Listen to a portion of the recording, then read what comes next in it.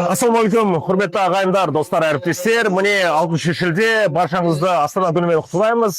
Біз Астанада емес, біз шетелде емеспіз. Біз Түркістан, киелі Түркістанымызда қолөнершілер орталығында осында керемет вайб болып жатыр. Біздің қолөнершілер орталығы бар.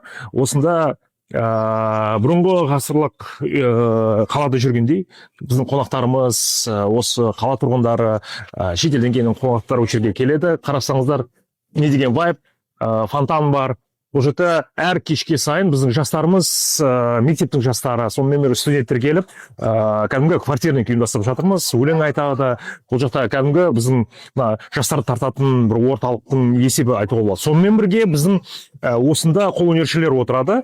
Олар да үйреніп жатыр. Осында қазір 10 жарым сағат болып жатыр. Әлі де өз өнімдерін сатып жатыр. Не себепте? Себебі біздің қонақтарымыз кеш келеді. Осы салқында келіп, өз бір сувенирін алғысы келеді. Осы Түркістанның бір естелік алғысы келеді. Сол себептен біздің қолөнершілер де үйреніп жатыр.